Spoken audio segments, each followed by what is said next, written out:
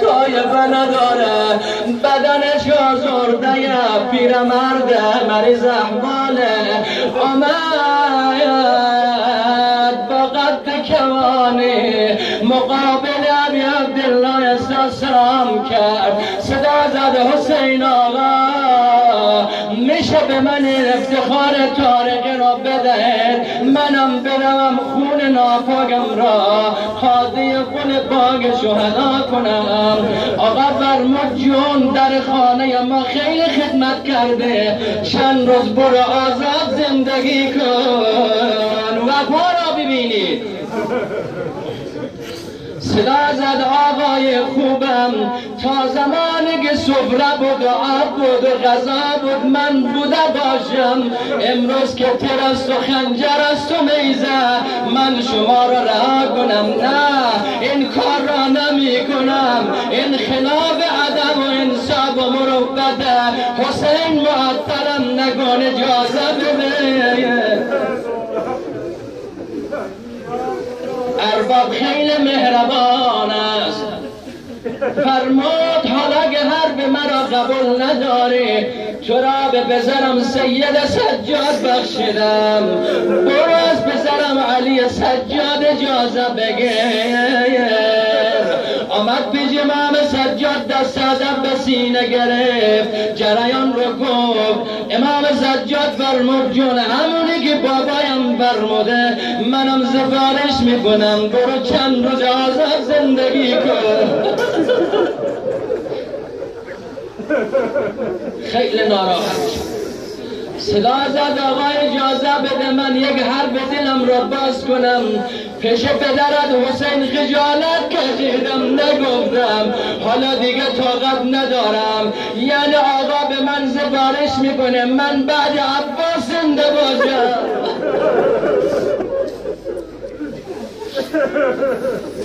یعنی به من دستور میدی بعد علی اکبر زندگی کنم، زندگی برای من سودی ندارد. امام سجاد فرمود منم اگه تکلیف داشتم برداشتم، برو از پدرم حسین اجازه بگیر. ای خوشبال نوکر مرتب خدمت مولا میرسد. دوباره دست ادب به سینه گرفت، صدا زد حسین دیگه طاقت ندارم. آقا اجازه داد، گفت یک اسب براش بیاره. صدا زد حسین خودت میدانه از مدینه میان محمیل آمدم، پیرمردم مریضم قد کمانیم، بالای اسب نمیتوانم خودم رو محکم بگیرم. دست آقا را بزد. حسین جان ممنونم اجازه دادی، دیگه من لیاقت و قدرت برداشتن شمشیرم ندارم، اسبم نمیتوانم سوار شوم. آی پیرمردان محفل، این پیرمرد یک سنگ برداشت. حسین جانم منو بسه، یک سنگم بنیابد از دفاع و دفاع حریم شما درم دشمن بیندازم. پای پیاده رو داد، چشم عمر زد به یه پیر غلام افتاد. صدا زد آی لشکر ببینید چقدر کار به حسین تنگ شده. این پیر غلام قد گمانی رو فرستاده، هر که می آمد میدان خودش معرفی میکرد، از طایفه و اسم و رسمش معرفی میکرد. تنها گزدگی کربلا معرفی کرد، بدون طایفه و اسم و رسم این پیر غلامه، اما چه معرفی زیبای به بلندای تاریخ. صدا زدای مردم اگه مرا نمیشناسید من نوکر حسینم.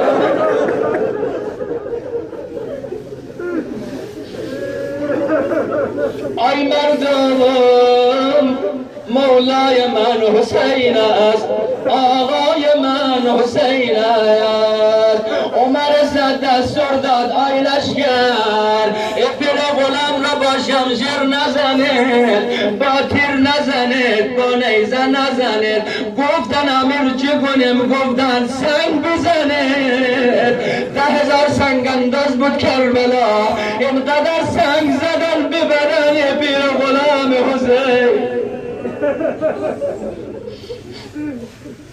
بر اثر صدمای زیاد روی زمین افتاد، میان خونش دست و پا میزد اما به خودش تلقین میکرد. آی جون حسین آقای کرد اجازه میدان داد، خونت مغلود خون شهدا شد، ولی منتظر نباش، این آرزو رو نداشته باش، حسین به بالین تو بیاید.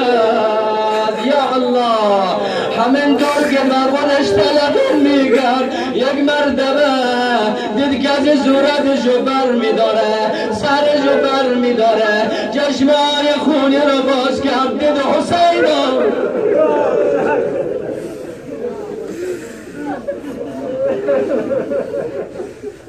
لشکر میبینه، آقا با این پیر غلامش چه میگوید، اما قربان اون نوکر با ادب به خودش گفت ای جون حسین که آقاست به وظیفه آقایش عمل کرده، ولی ادب رو رعایت کن. آهسته آهسته سرش رو از بغل آقا پایین کرد، کف پای حسین گذاشت.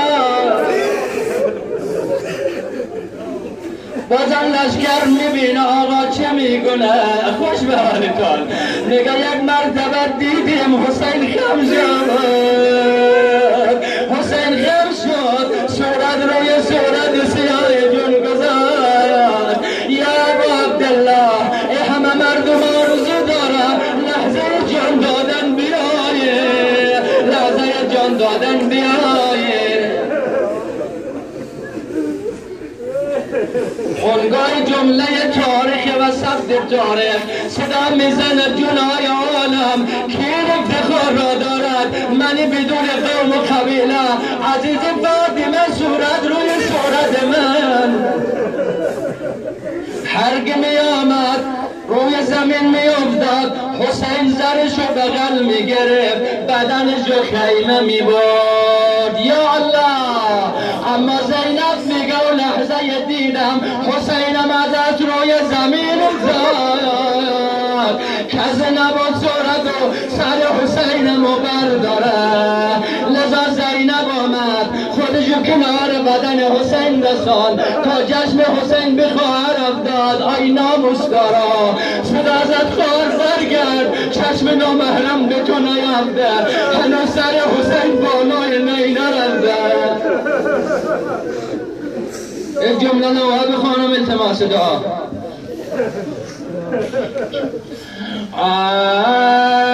برم در خیمتها لم نبینی، همین لحظه به مرگ من نشینی.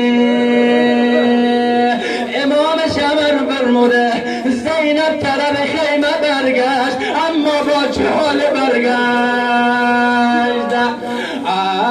به امر شاهدین اون زار مستر، روان در خیمه شد با دیدای تر. به هرگاه که سوی خیمه برداشت، هزاران تخم غم در لوح دل کاشت. هر قدم بر می داشت یک نگاه طرف حسینش میکرد. به هرگاه که سوی خیمه برداشت، هزاران تخم غم در لوح دل کاشت.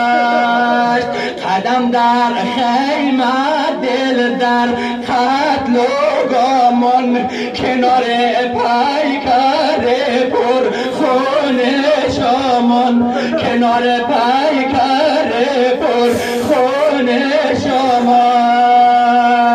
نزدیک خیمه را دید نگاه کرد، دید شمر آمده روی سینه حسین.